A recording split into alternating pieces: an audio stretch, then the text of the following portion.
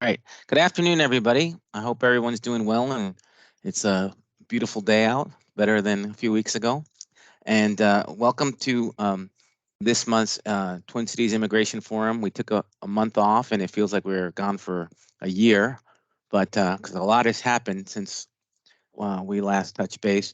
And so, welcome. As you may recall, our forum is a place where we gather um, community providers, people, advocates working with immigrants and refugee communities to kind of come together and talk about issues that impact our immigrant and refugee communities here in the Twin Cities. And it's a place where people can come and ask experts who come and present questions and talk about the issues that are pertinent and important to our immigrant and refugee communities.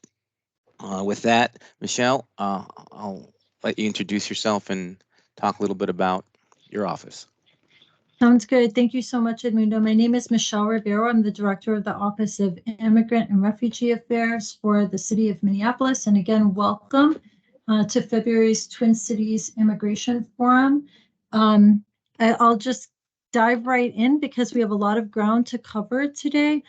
First, wanted to invite people to recognize Black History Month. February is Black History Month. We encourage people to learn more about this month, including through programming happening through the month in the City of St. Paul and City of Minneapolis.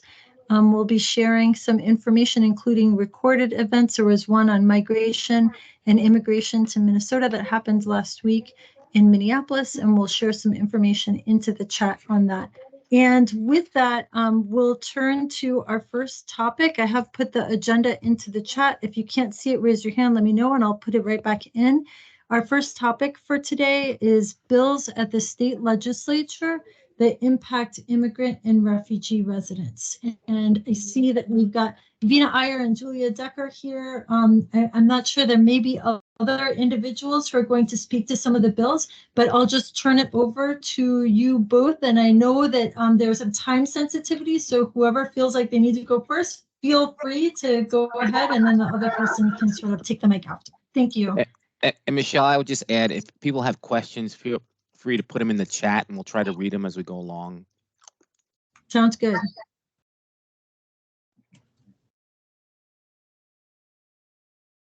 Go for it, Vina or Julia. Oh yeah, Julia, do you want to go first?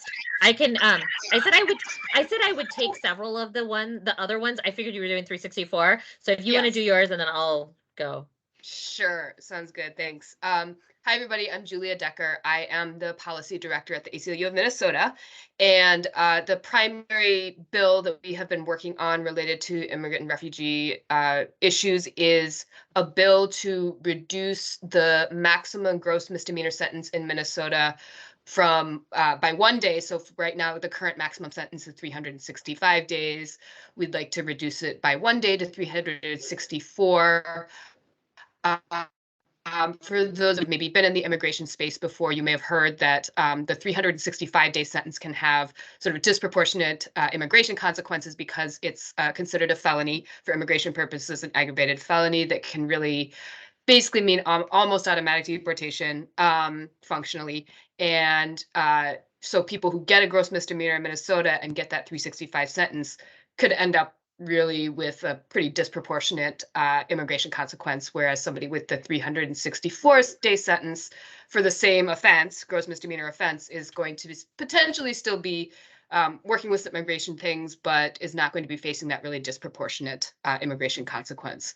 And as many of you may also know, the legislature has been moving extremely quickly, which has actually been very good for this particular bill. It has moved through the necessary committees in both the House and the Senate.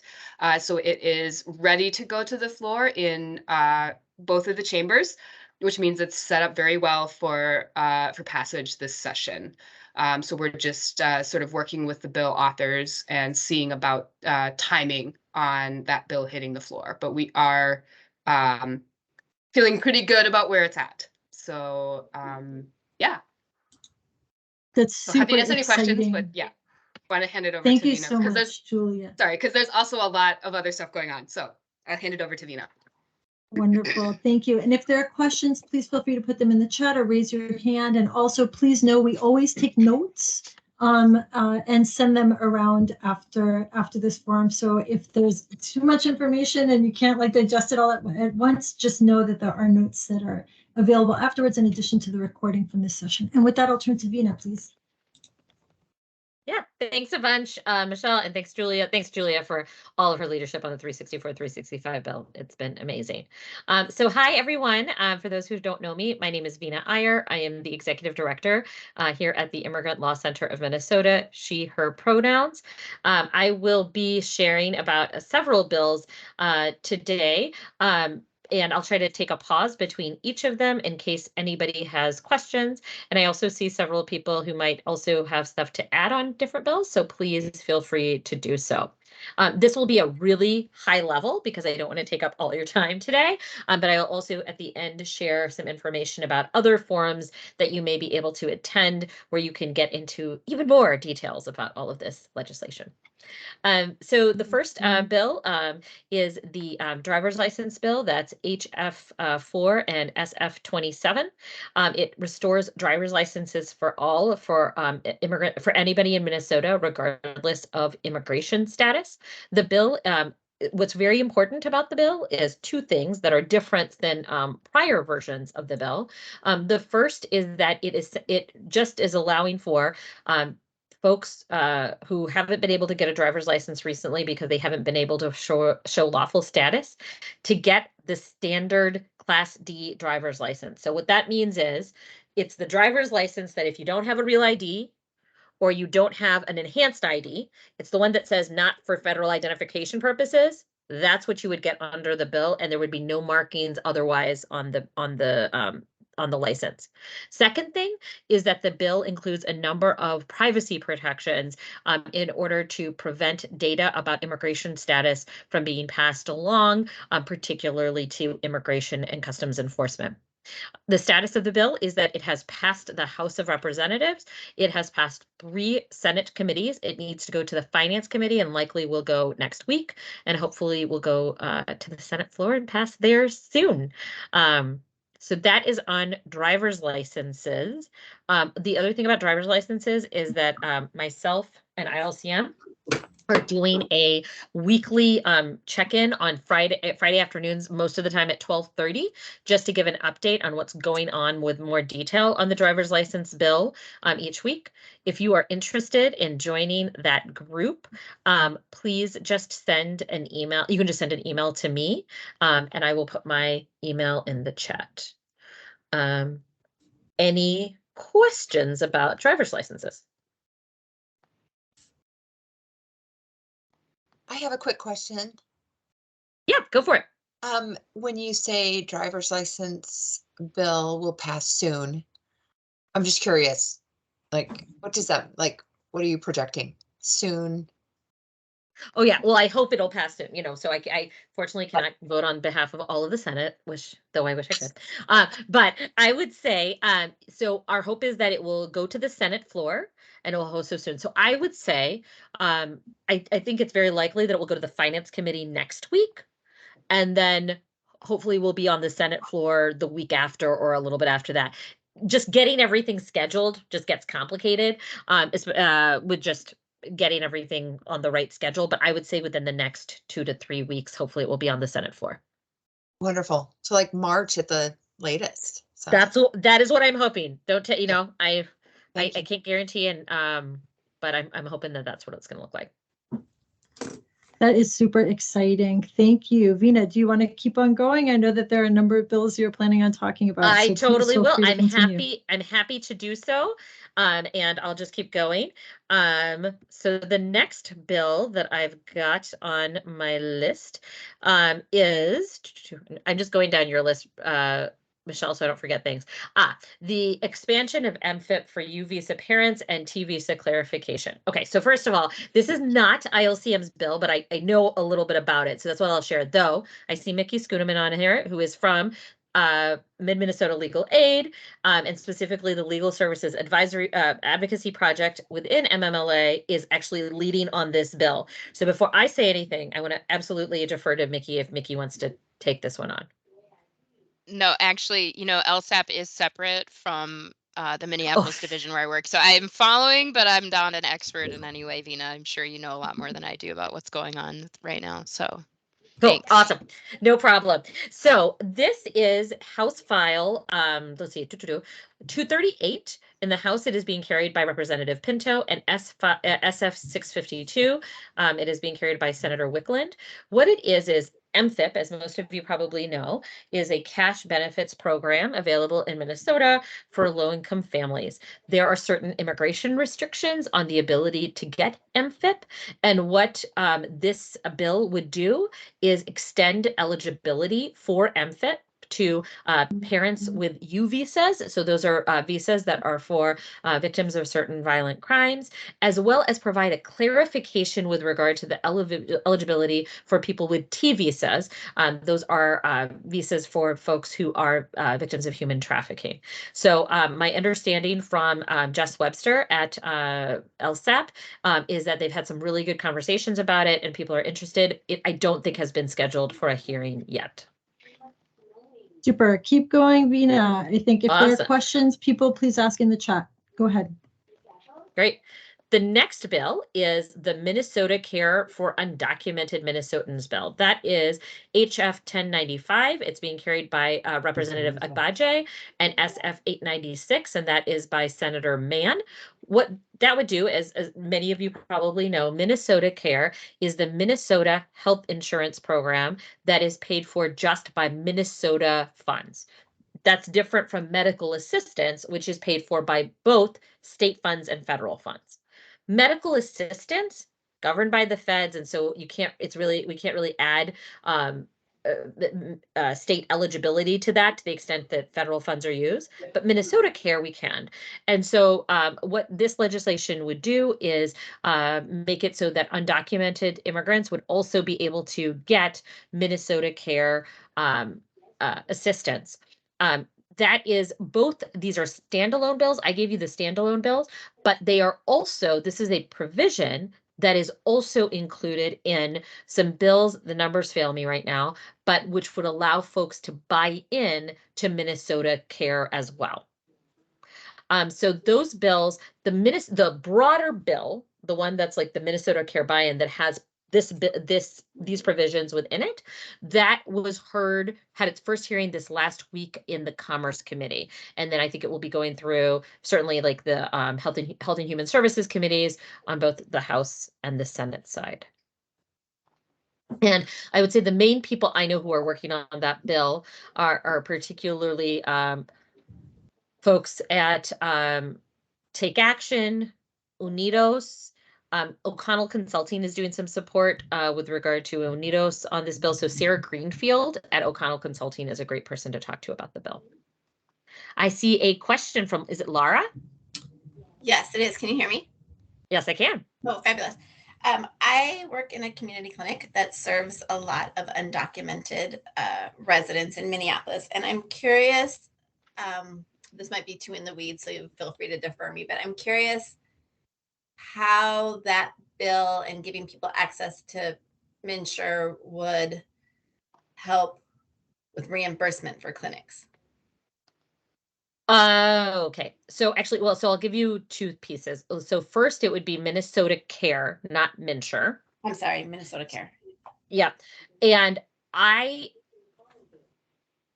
you know what? I am not an expert on reimbursement. What I would assume, so I'm going to say is that however you get reimbursed for your current Minnesota Care clients, you would get reimbursed the same way if Minnesota Care were opened up to folks who are undocumented. Gotcha, but thank you. I'm not an expert, so I would say that on that type of question, Sarah Greenfield at O'Connell Consulting, she would know the answer to that. Thank you. Other questions? No, ese es 201 Plumito Gámez, sí, es eso. 201, sí, ya el señor ya la tenía identificada, ¿cuál es? Hi, I think someone's needs to mute. Thank you. Okay. All right. Going on. let's see. Oh, and there's a question about Sarah's contact information, if anybody has Yes, it handy, so even like the let me give spelling you- of her name. Yes, it's Sarah Greenfeld. It's S Green. Actually, let me just give it to you 1 second.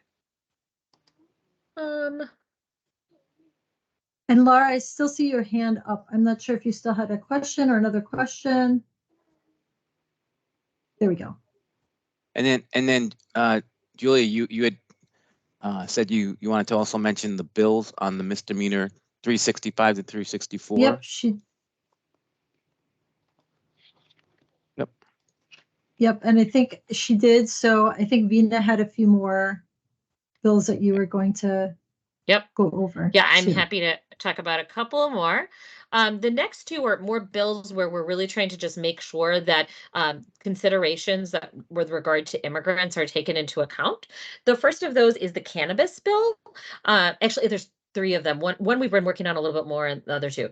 So the cannabis bill includes, as you know, there's a proposal to legalize cannabis in Minnesota.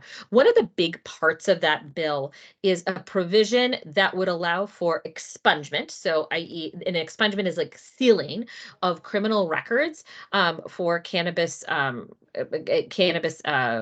what's called criminal incidents. And then it also allows for something called vacatur, which is actually not really mentioned throughout the Minnesota statutes, but to the extent that we can understand it, it means like vacating, eliminating prior convictions for cannabis. Okay. You hear that and you're like, oh my gosh, this is great. This is fantastic. It's great for immigrants, great for everyone. It has lots of good things, but one of the problems under immigration law for anybody who's ever had to apply is that whenever you apply for an immigration benefit or you're in deportation proceedings, you got to provide the documentation about your conviction or your criminal incident. And because it's federal law, not state law, doesn't matter that Minnesota expunges or vacates it, it still counts as a conviction under federal law. So there are two things we're trying to address here. One, we are working with the bill authors to make sure that any the expunged documents are still available to the individual who's subject to the expungement for good cause, including they need it for immigration purposes. So we're working hard on that. The second is a little more complicated, but we're working on it, which is you hear, oh my gosh, if the conviction's vacated, that's fantastic. Well, except not necessarily vacated for immigration purposes at the federal level. And if it's vacated, there's a question of whether anybody, let's say that there was something really unfair about the conviction, other than it was just about cannabis. If it's vacated, there's no case to go back to reopen or to change. That's the piece that we're also working on addressing, is to provide an option within this bill that if you're somebody who has a vacated conviction under Minnesota law, but for immigration purposes, you need to go do something to it, you still can. So those are the things that we are working on that cannabis expungement bill. And I will also say to everybody here, that's a massive bill. I think we're trying really hard, ourselves, Julia's a part of this, folks at you are part of this. We're all trying really hard to make sure we're looking at the bill and thinking about all of the potential consequences for immigrants, but it's really big. So I would say if other people are in spaces where they're talking about that bill and something comes up and you're like, how would that affect immigrants? Or that seems like a concern, please do flag it, because I just think it's going fast and it's a big bill. Any questions about that one? It looks like there is a question in the chat. Yeah, from would the option Paul. be Would to the change? option be To, the original if somebody wanted charge? to attack the underlying conviction, that might be it. There's lots of different potential things that our staff and folks in the public defender's office do to address that. There is also the Clean Slate Expungement Act, which also allows for the expungement of a lot of other convictions or criminal records. That's another one where we're trying to do this. We're working on doing the same thing, which is allowing access. Final bill I wanted to let you guys know about, because I'm leaving Office of New Americans, Michelle, because I understand that Representative Feist will be coming on, but is on is the automated voter registration bill. Julie and I are spending lots of time talking about that. That is the bill that would allow for anybody who goes to the DMV and produces documentation of citizenship to automatically be registered to vote. We are, of course, wanting to make sure that that bill makes sense and works for immigrants, because those of you who may know is that if somebody is registered to vote, votes, or as you are in that process, makes a claim to U.S. citizenship, that can be a deportable offense and can be really, really have drastic consequences for immigrant and refugee families. So we are working with the bill authors. I have already gotten some really positive amendments in, but then some other things that were problematic added to. So we're working through addressing that as well. That was a lot of Vina talking. Final thing is that we are having, so we're having our driver's license meeting tomorrow. The other thing is we have an immigration table that is of all organizations that are working on issues that affect immigrants. We meet once a month on a Thursday evening. If you are interested in being added to the list for that, you can email my colleague, Julia Patach, whose email I am adding here. And with that, I will stop talking. That is wonderful. Thank you so much for the amazing work that you all are doing. Thank you for sharing those updates, Julia and Vina. It's very exciting to see all the bills that are currently at the state legislature that have such a positive impact on immigrant and refugee residents.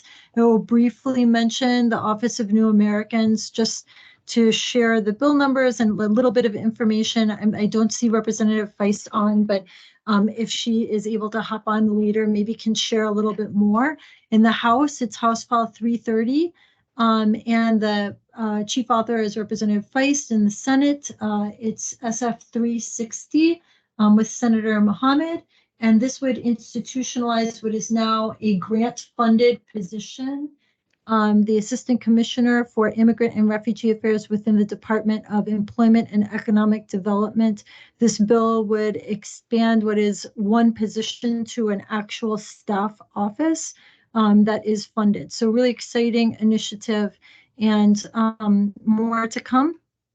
But at least you have the bill number and some basic information about the measure. And with that, I just want to make sure if there's anyone who has any other questions or comments or things to share about initiatives at the state legislature, I want to make sure that people have an opportunity to share any additional comments or questions or anything you feel like you want to contribute relating to the state legislature and bills that are at the state legislature before we move on to our next topic.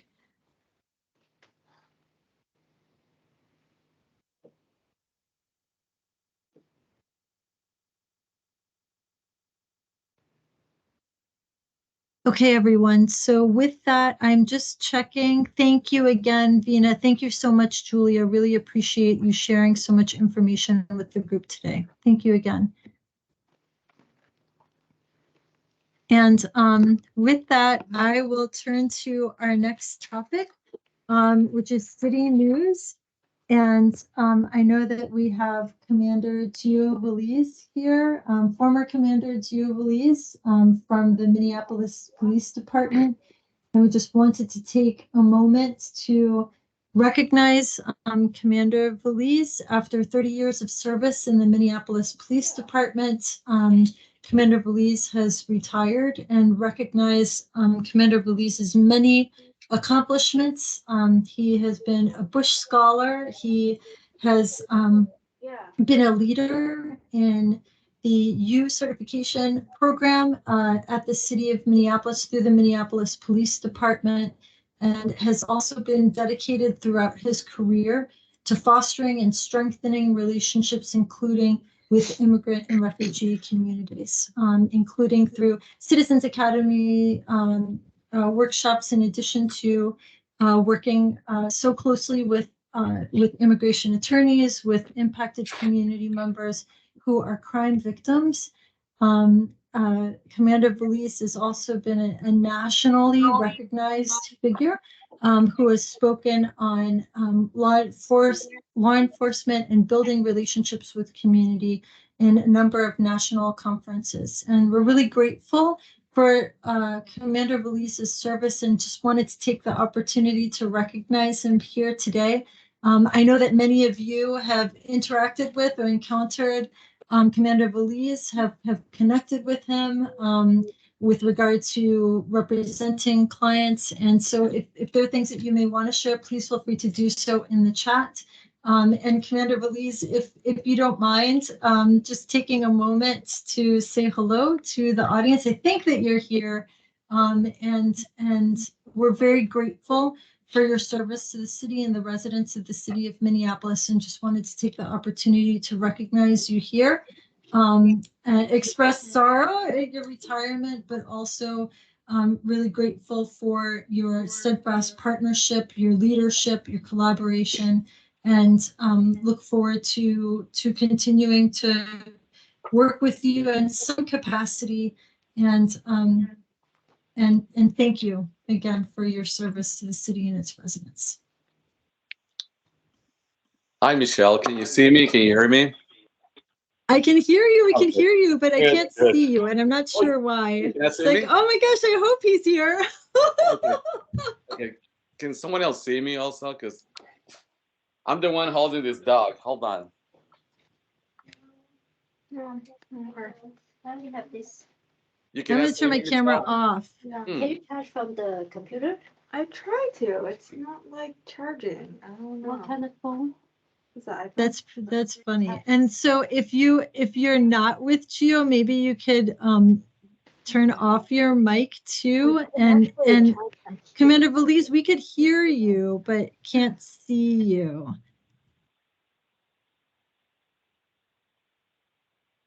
Oh, here, let's see.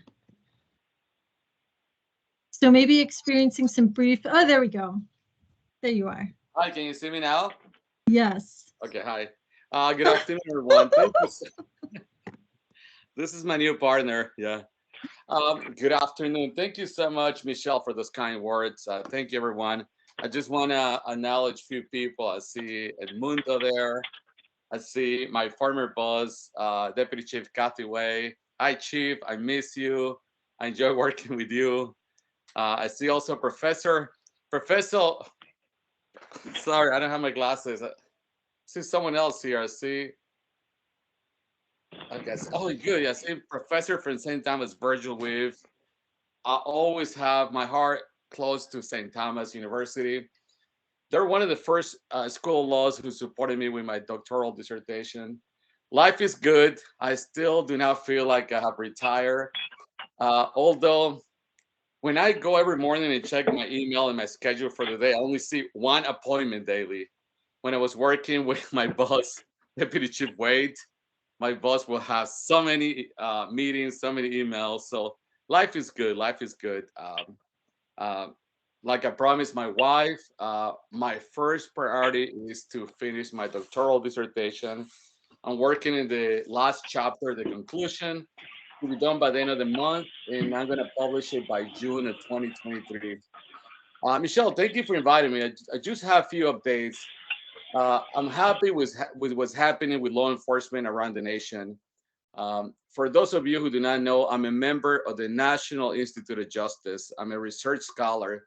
So the International Association of Chief of Police and PERF, the Police Executive Research Forum, they are looking into building trust. They are looking into enhancing services with the immigrant communities. I just finished, I'm a co-author for an article about building trust with immigrant communities that will be published in June of 2023.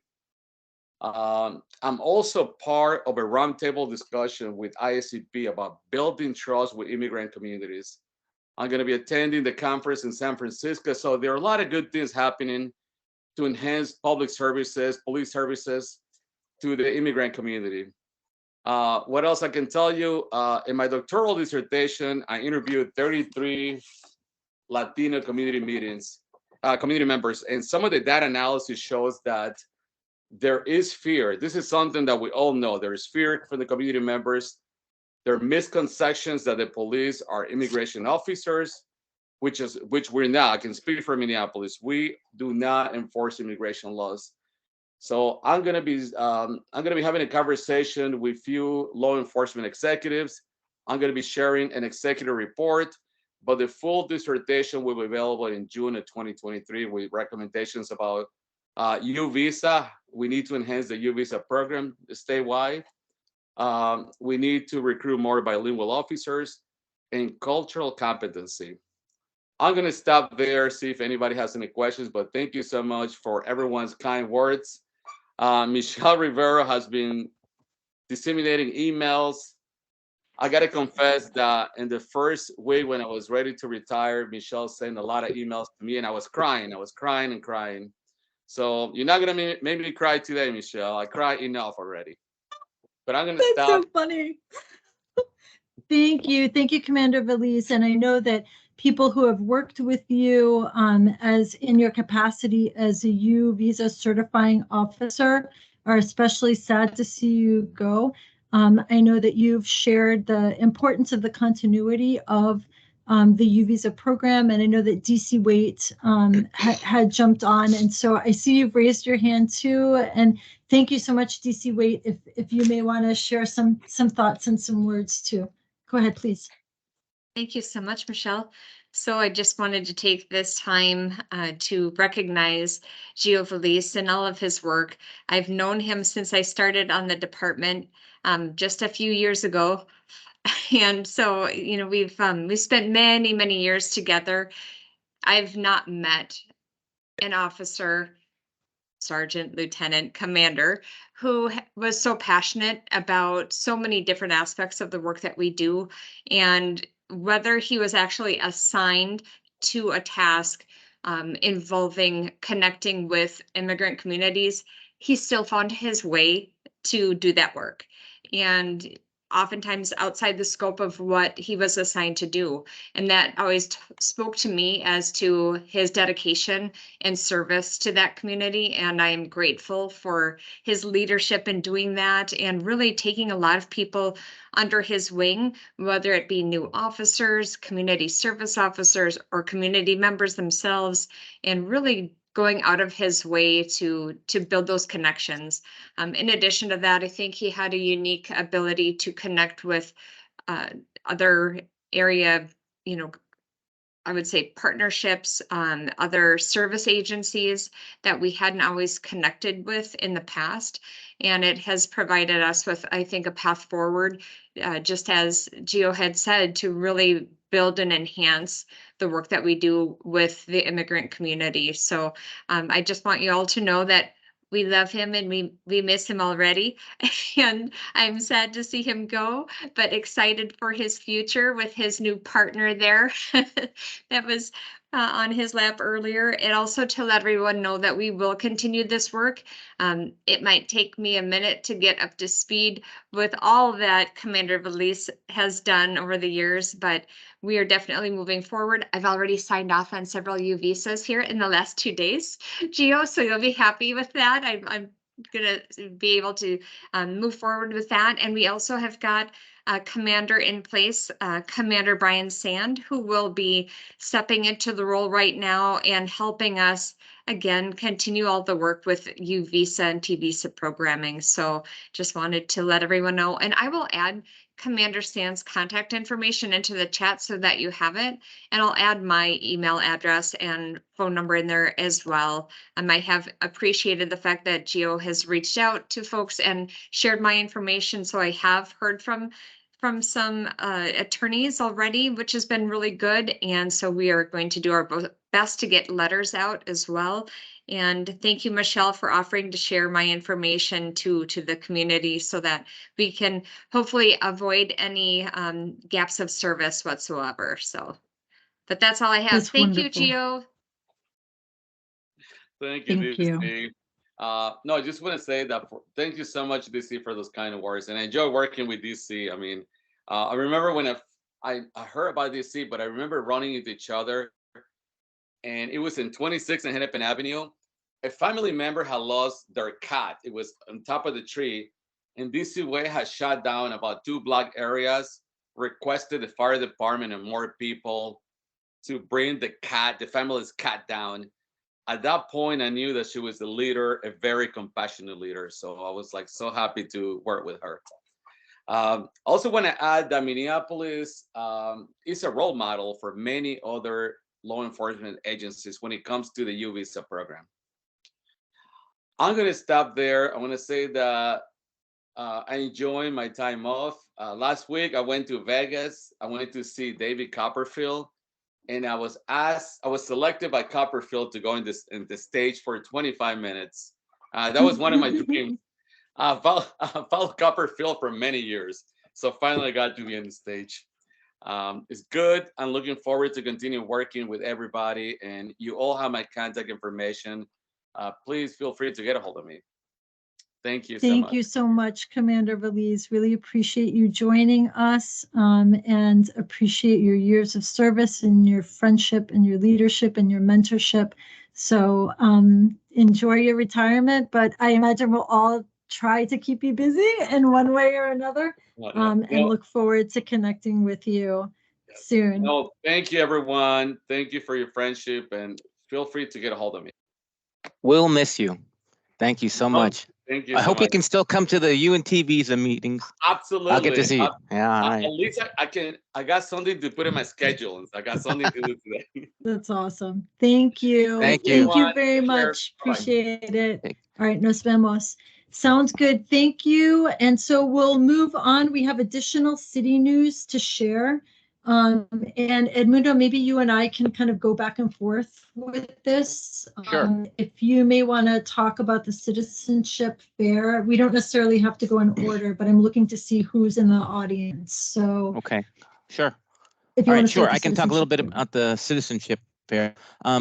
As we've talked about here, we're doing a year-long campaign to promote and encourage people in Minneapolis and St. Paul to become naturalized citizens. Together we have over 20,000 permanent residents who might be eligible to naturalize. We took a little break in January from our monthly naturalization fairs. We've been alternating cities every month. So we took a break in January because of the weather and some leaves. People were out. But we're back, and we're going to be at the St. Paul Midway Y on February 25th from about 9 in the morning to 1 in the afternoon. The Minnesota Department of Health will be there providing COVID vaccinations. We'll be there with legal service providers, English class providers,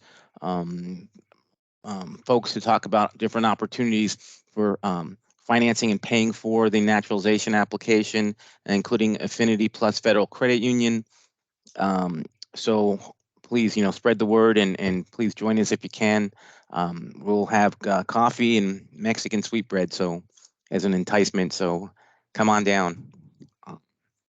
And super. And I am putting some information into the chat. The more information can be found on the Office of Immigrant and Refugee Affairs webpage, and I just put the date and location into the chat. So please feel free to spread the word. We are going to send out a flyer with the notes from today's meeting. If I can skip to the Child-Friendly Cities Initiative, and I'm not sure if we have someone on who may want to speak to the event that's taking place next Tuesday. I can share too.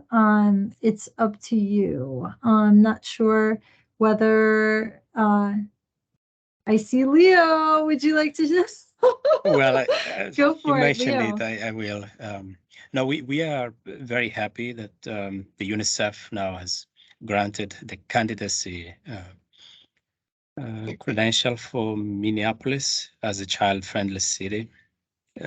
It's a candidacy, right? Then we have 1 year to work around an action plan that we have put together during the application process.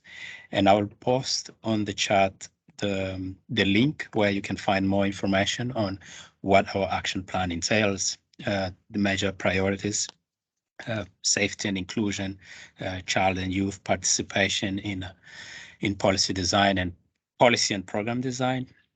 But the important and fast, immediate thing right now is your registration, because we want to know who will be coming to join a few working groups that we have the whole delegation of the UNICEF, the Minneapolis city as a government, and the partners around. We will all be there. I'm sure that you will be interested in at least networking and seeing what comes next. Michelle, will you be posting the link, or? I just posted the link Oh, for fantastic. the event next Tuesday, February 14th. So there's a full day of Okay. programming. There's a morning and an afternoon session. So invite people to learn more about this very exciting initiative and participate if you can. For the registration, if you scroll down the page that Michelle just shared, right above the last photo down there, it's the sign to register, which will take you to the Smartsheet form, a very simple and small form. It's just that you need to choose different sections depending on your interest. So we look to see you there. Wonderful. Thank you so much. And I will also share some additional City of Minneapolis focused updates.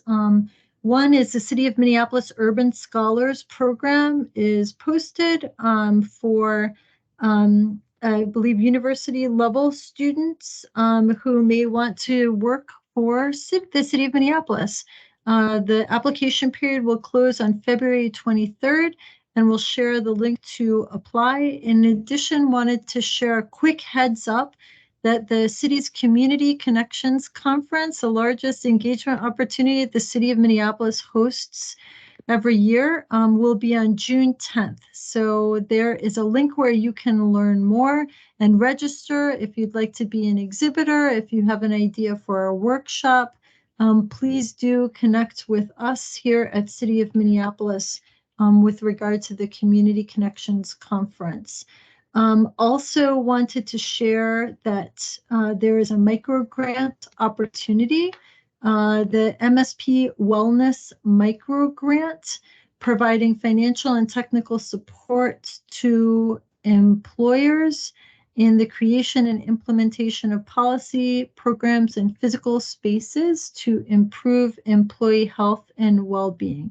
Applications are open and due on February 17th. We'll also include the link to that program so that people can learn more. Let's see here, one quick second.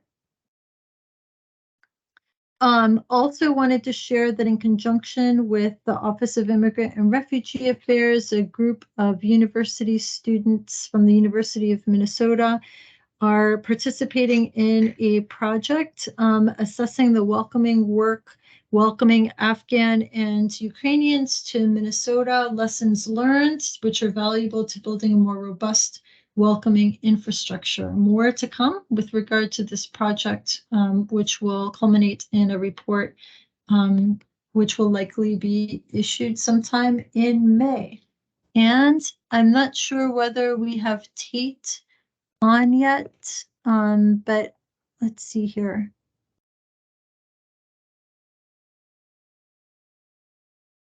Just looking for other city updates.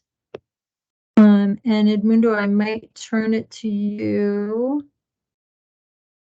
if that's okay. Oh wait, Sure. Let's see here. Hold on a second. Yep, go ahead. Are we ready to talk about new arrivals? Yes. All right, great. I'm sure as many of you who are on the call have realized we are receiving a lot of new arrivals in the Twin Cities. We've talked in the past about concerns that we might be getting some buses from the southern border, but although that never materialized, we are seeing a lot of arrivals from the southern border and other parts of the world. And they continue to arrive kind of organically. Both Minneapolis and St. Paul have seen large numbers of people, new arrivals. We're seeing a lot of new students in both of our school districts. And folks are coming from countries like Ecuador, Guatemala, Nicaragua. We've seen a lot of Nicaraguans, both in Minneapolis and St. Paul, Cubans, Hondurans, a lot of new Somali arrivals. So we are continuing to see arrivals, and they are coming with needs that are kind of burdening the systems that are already in place. And we want to talk a little bit about what's going on and what's available and how we can work to develop stronger collaborations to welcome new arrivals. Michelle, did you want to add? Yep. So I guess one of the reasons why we wanted to include this subject today is just to understand what you are seeing in terms of new arrival communities, what resources exist, how we can collaborate and be good partners with you, and ensuring that people who arrive to our Twin Cities and beyond have access to resources and opportunities to achieve lives of dignity and safety and opportunity in the Twin Cities area. So we wanted to share spaces that already exist. Edmundo and I co-host a space that is on alternate Wednesdays, where service providers and community members can touch in and share information and resources and connect and collaborate. If you may want to receive an invitation to one of these meetings, please don't hesitate to reach out to Edmundo and myself. Also wanted to share that some individuals who arrive come with very few resources. And so if people are in need of assistance, whether it is shelter related or food or transportation, immigration legal service needs, there is on the Office of Immigrant and Refugee Affairs webpage a resources for new arrivals page that is a quick way to access information in those areas, including transportation, including food shelves. So we hope that individuals will look to that resource as a one-stop shop for information. If you are encountering or working with people who perhaps are newly arrived to the Twin Cities area and may not have the connections or information they need to really get settled in. So invite people to please reach out to Edmundo and myself if you'd like to receive an invitation to the bi-weekly Wednesday afternoon meeting. And we'll also put the information about resources for new arrivals from the Office of Immigrant and Refugee Affairs webpage into the chat. For Hennepin County residents, also want to ensure that people know that the Hennepin County Office of Multicultural Services is also an office that assists individuals in accessing services and resources in the Hennepin County area. So that is an additional point of contact for people who are in Minneapolis and who arrive in Hennepin County.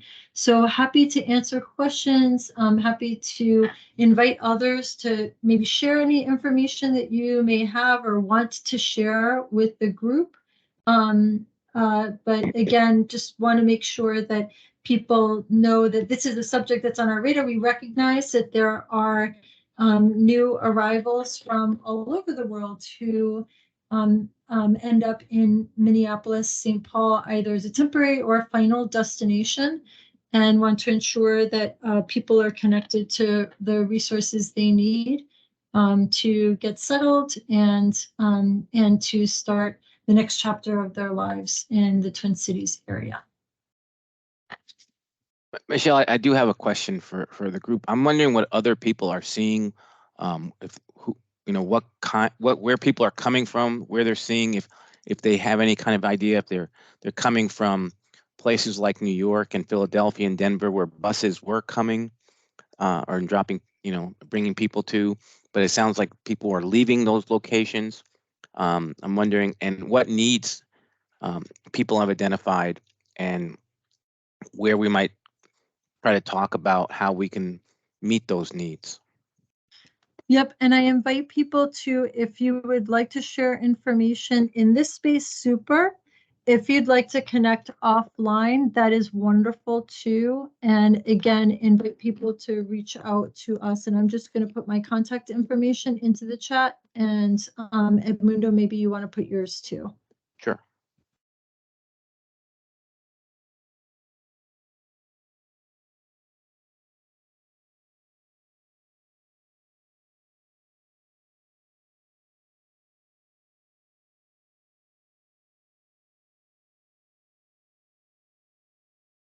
And I see that someone has joined. Let me see. I know that there was one additional person who was going to share some information, but was only available by phone. And I'm just going to ask out, is Tate on? Because if you are, I think we could turn to you. But if you're not, then we'll transition to immigration-related updates. And then invite Tate to share information when Tate does hop on.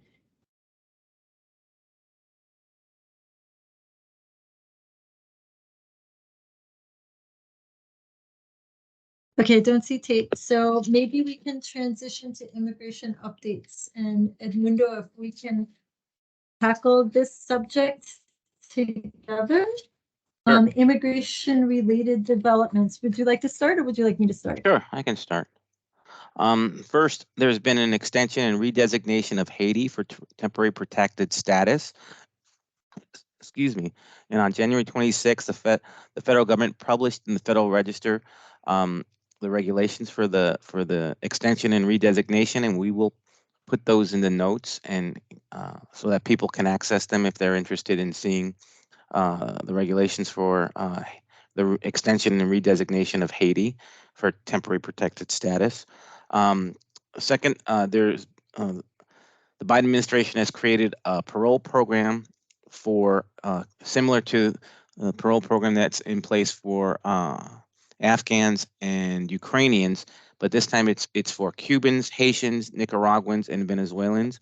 And we'll post a link in the chat and in the notes for more information on that parole program, where people can apply for parole into the United States from outside the United States.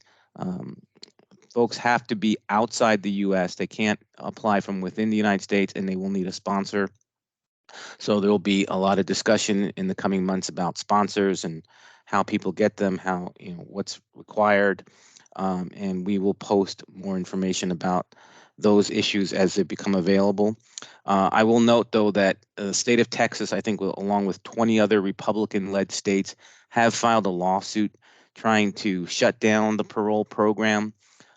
There was a threat of an injunction which would have stopped the program, but that lawsuit was filed, I believe, on the 24th of January, but I have not seen anything on that lawsuit and that injunction, and it looks like if you go to the USCIS website, the parole program is going forward.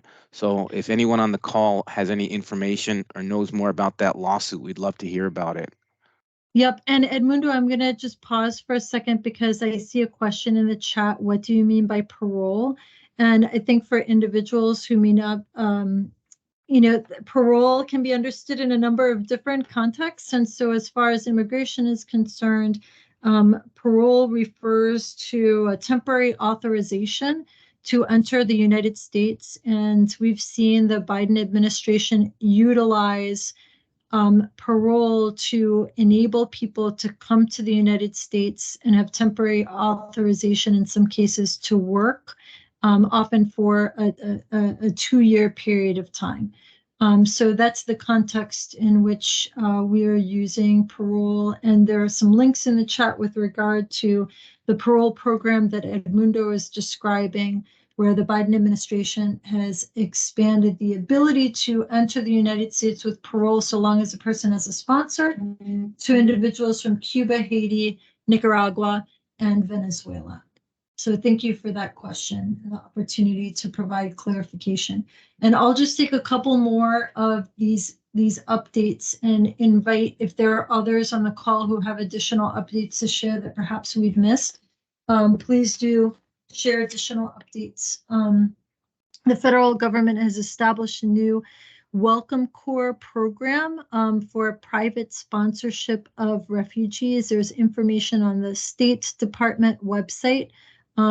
It looks like there will be two phases of this program. One where the government identifies individuals as refugees and private individuals can sponsor those individuals, and a phase two where theoretically private sponsors can also help identify refugees.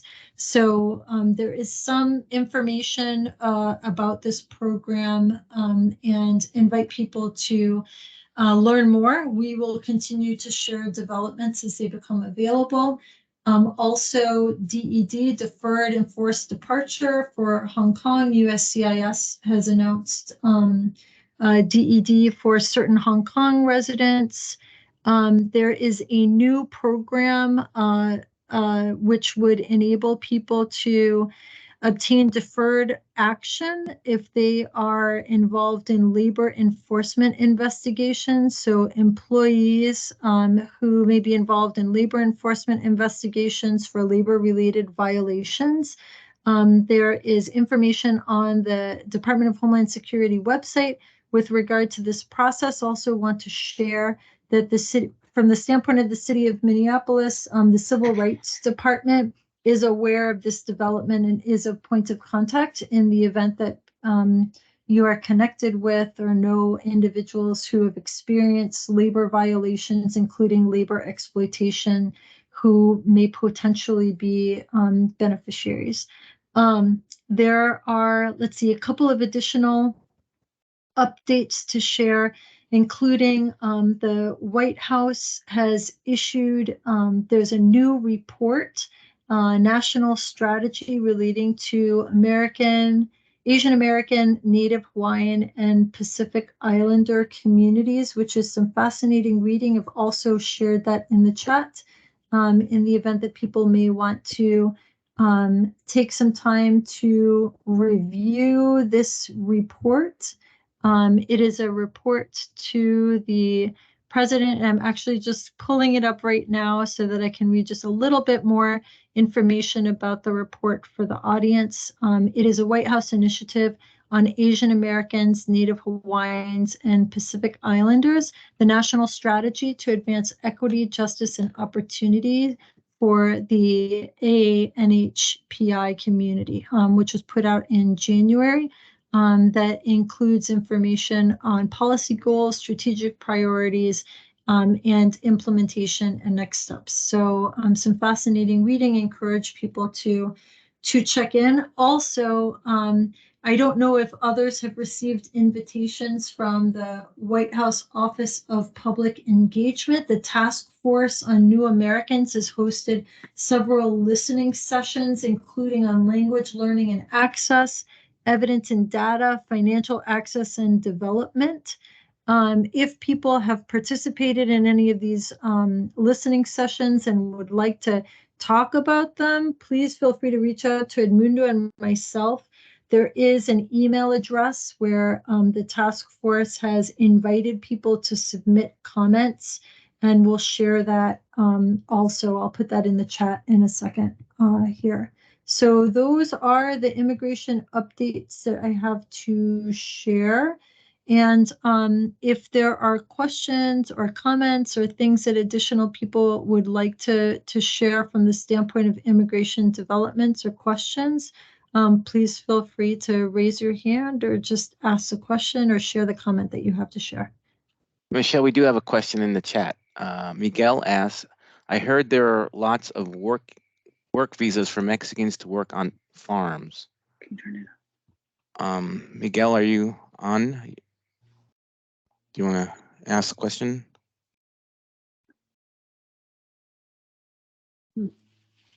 I think you're referring to the H-2A program, which has continued to be a program where people can come and temporarily work in agriculture on farms and ranches and doing agricultural work.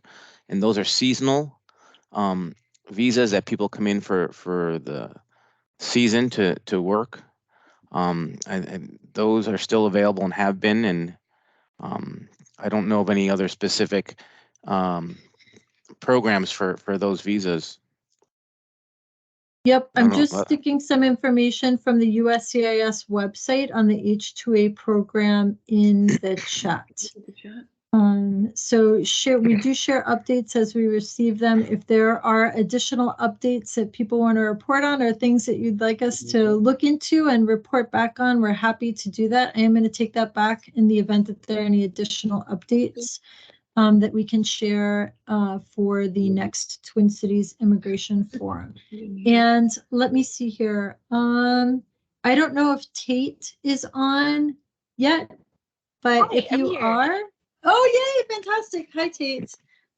There was one additional city update that relates to the a funding opportunity, and so invite my colleague within NCR, Tate Wynn, to please take the floor. Go ahead, take the mic, and please feel free to start explaining the Partnership Engagement Fund. If you'd like me to pull up the things that you sent to me by email, I'm happy to do it while you're speaking.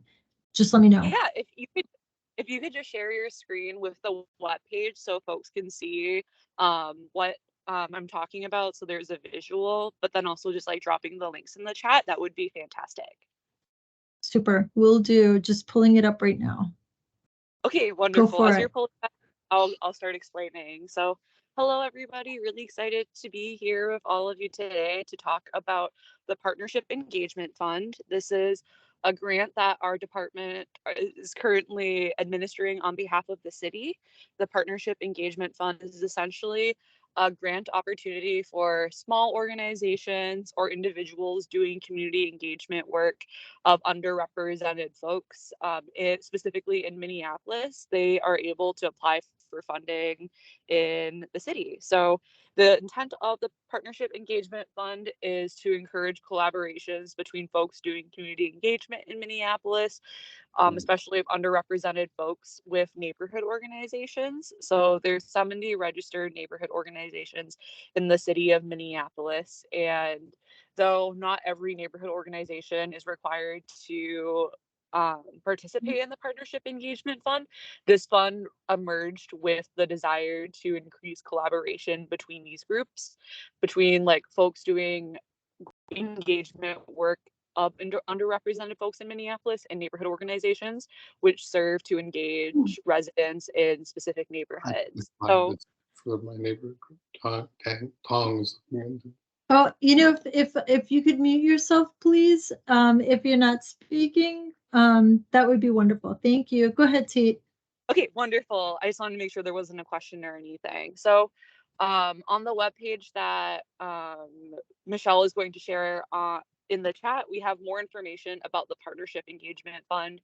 We have a video clip of a webinar of explaining more about the fund and sort of the guidelines of the program.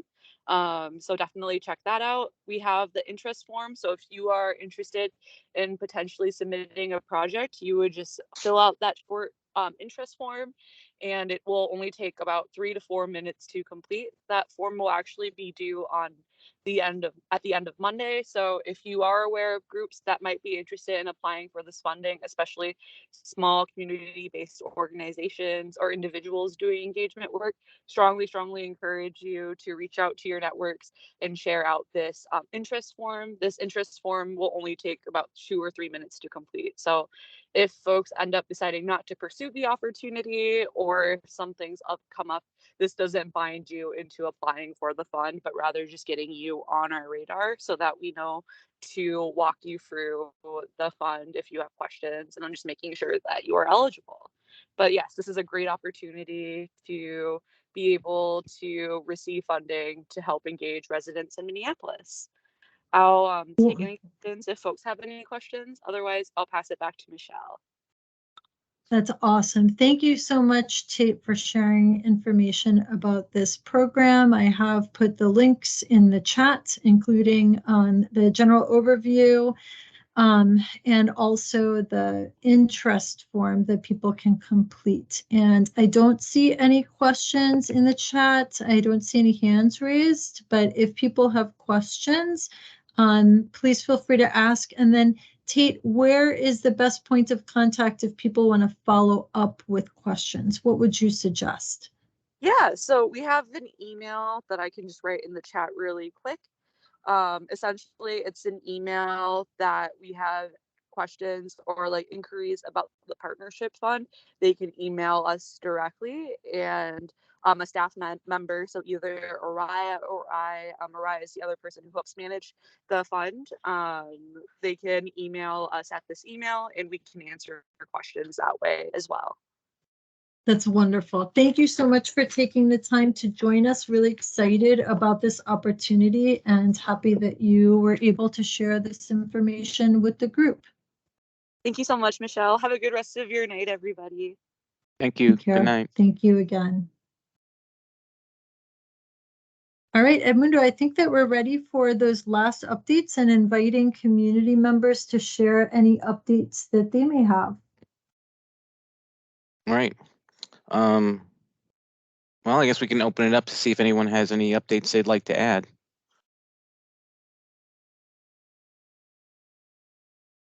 So if you have any information you'd like to share, please feel free to put it in the chat or raise your hand. While we are waiting to see if there are any updates that community members may want to share, I'll also share that the Department of Human Services has announced that nominations are underway for the 2023 Outstanding Refugee Awards. This is administered through the Department of Human Services Resettlement Programs Office.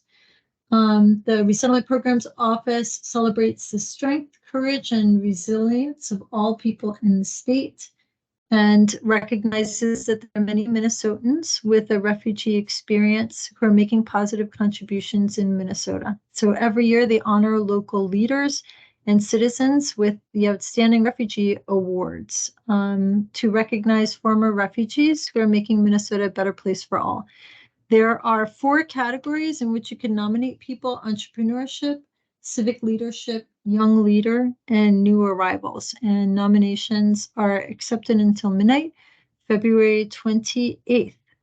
So I'll put the nominations information into the chat and invite people to please nominate individuals you know or may be connected to who you believe are outstanding refugees. Also, the Minnesota Department of Health is seeking to improve health data collection within African immigrant communities, and the organization's ACER, as well as the Department of Health, invite individuals to a virtual African immigrant data town hall that's taking place on February 16th from 5:30 to 7 o'clock. It is virtual, and the purpose of the town hall is to improve data collection standards as well as update the Minnesota Department of Health's race and ethnicity data based on community feedback. So thank you. I'm also seeing something from Laura Pratt in the chat about Community University Healthcare Center in South Minneapolis accepting new dental patients. That is really exciting news. Laura, I don't know if there's anything else you'd like to share about that, but do recognize that obtaining dental care is can be very challenging for new families, new arrivals. So please feel free to share if there's more that you wanted to say about that. Well, I agree. That's why I shared it, because it is really hard, and we've struggled to keep up with the demand because there's such a shortage of dental assistants. But we are in a position now. We are accepting new patients, and that's new. We hadn't been for a while. We provide on-site interpretation in about 8 languages, and then we do virtual interpretation. Many of our staff speak different languages. And also related to this, the clinic has expanded its morning hours, and so we now take appointments as early as 7:20. That's awesome. Thank you so much for joining and sharing these important updates. Really appreciate it. And while and we have a fabulous refugee that I would love to nominate for that award. So please, oh, great, you put it in the chat. Thank you so much. I did. Thank you. I'm putting the other thing that I was talking about in the chat too. Oh, you know, if Laura, if you wanted to share the link for Kook for people who are not familiar with it, I think that that would be really helpful. We'll also include that in the notes afterwards, but for people who are on the call right now, if you could share a link so that people can learn more about community university healthcare centers, it would be awesome. All right, y'all. Any other updates that people may want to share before we wrap for today?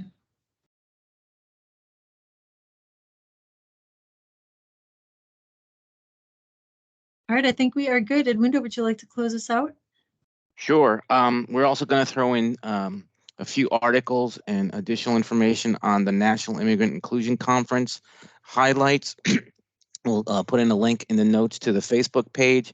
There are 3 articles also just for further reading if people are interested. One from the Immigration Policy Institute on the Biden administration and its work over the last 2 years. They've actually President Biden has actually issued more executive orders than any president on immigration. So that article talks about that. Also, Dr. Bruce Corey from Concordia University, who has been on the forum in the past, recently released an updated report on the economic contribution of Mexican Americans in Minnesota. And that report has a lot of really great data and information of progress made by the Mexican American community over the last 20 years. So I encourage people to take a look at that. And also, finally, we're going to put in an article from the National Immigrant Justice Center on their solutions for a humane border policy. It's an outstanding article talking about what kind of policies the Biden administration could impose that would make the border a much more humane place to enter the United States. So we'll put those in our notes for people to take a look at if they're interested in reading further. Otherwise, our next immigration forum is going to be on Thursday, March 16th, 2023. From here on out, we are moving the forum to Thursdays from 4:30 to 6 p.m. For this year, 2023. We're going to try Thursdays as opposed to Tuesdays and see if that works better for people.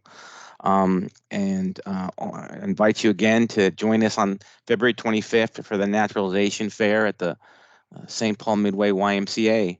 And with that, Michelle, I say thank you, and thank you everyone for joining us, and we wish Commander Veliz a happy retirement, and we'll miss him. Thank you, everyone, for being with us this evening. Hope you have a good night and take good care. Bye-bye.